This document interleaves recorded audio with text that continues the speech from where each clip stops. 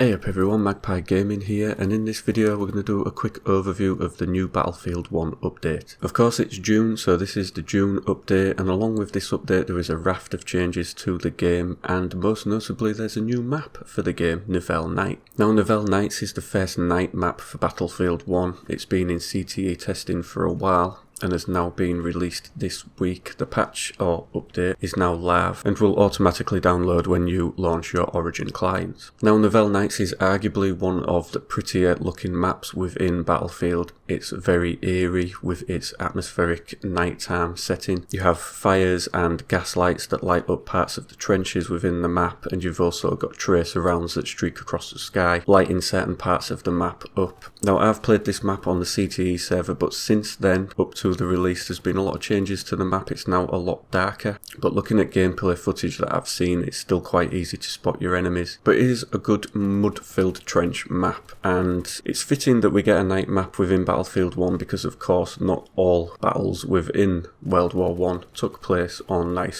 sunny bright days. There was a lot of nighttime warfare. Now this map is currently only available for premium pass holders or people that bought the last DLC, They Shall Not Pass. Now the whole premium pass thing is something that I'm going to talk about in another video, as my hatred for premium pass is currently growing daily. But as I say, I'm going to put that in another video, and that will be out in the next couple of days. We'll have a good chat about the premium price model. But moving on to the update, there is a new feature called Best Squad, and what this will do is add a new screen to the end of the map, and it will basically highlight which squad was the best squad. Now of course when you get the final screen you get the tabs along the top and you can see how your squad ranked, but of course that isn't put against the other squads for everybody to see in one window, but that will now happen. So the data that Battlefield 1 have been collating shows that people work better when they're in a group, so now those that work in a group and work well will be credited for that at the end of the game if you are the best squad. So I think that's a cool little feature that they've put in. Now for the actual tweaks and changes to the game, I'm not going to go into every one because there is quite a few of them. I'm just going to pick a few out for you and talk through them now. They've increased the no kill trade distance from 10 meters to 20 meters based on community feedback, and I have seen this working fairly well within the game. If you fire a shot off and you're then subsequently killed, your shots will still land if you hit your target, and this can of course lead to you killing somebody and them killing you at the same time. This was something that was previously not in the game, but it is now there. They've added single fire mode to the Ruby Rolls gun. Now I love this gun, it's an amazing gun, and you can single fire it quite well by quickly tapping your mouse, but they've now added that fire mode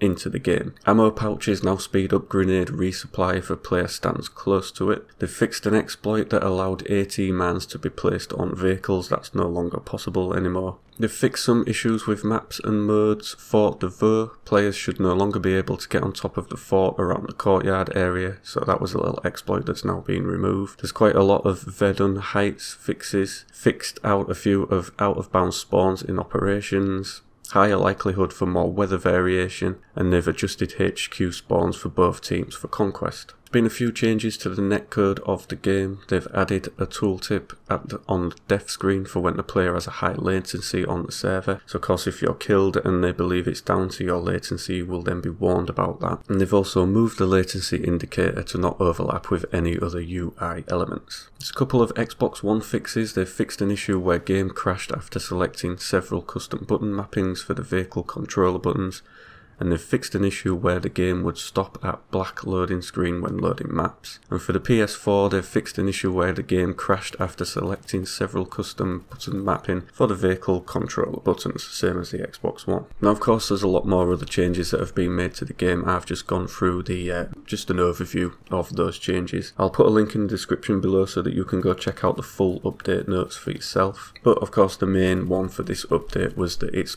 featured the new Nivelle Nights map. Now we're going to talk about the roadmap that Battlefield 1 have laid out for the game for the coming months and the content that's going to be coming. Of course this month we've got Nivelle Nights. Next month Praise de Tahoe, the second night map, will launch for the game. This will also be for premium pass holders only.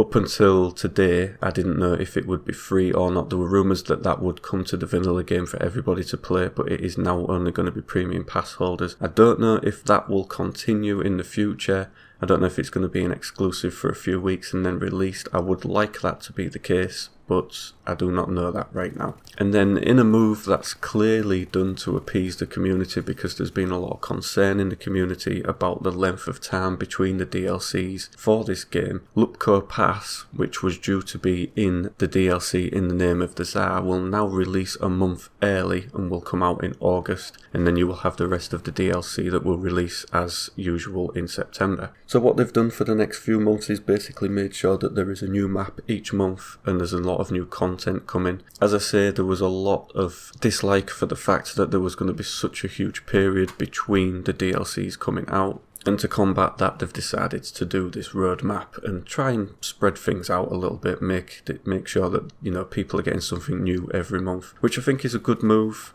I still do think that In the Name of the Tsar should be brought forward to August. I don't really understand if there's any sort of technical reason why it has to be in September. I think it should have all been brought forward to August. But no, that rest of it is still going to sit in September. Now, Premium Friends, which is currently running, is going to continue until Gamescom, which is in August. I don't really understand why Premium Friends is something that they feel the need to turn off now and again.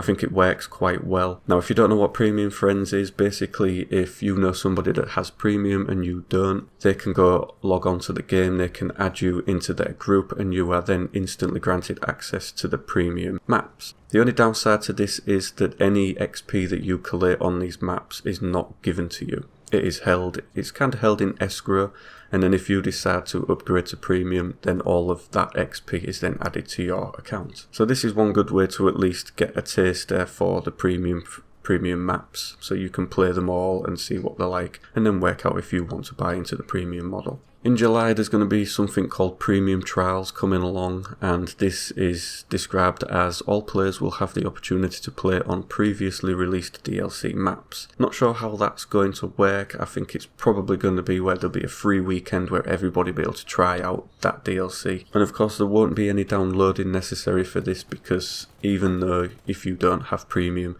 you do actually still have the Premium maps on your system, because they are always added in with the updates that you download.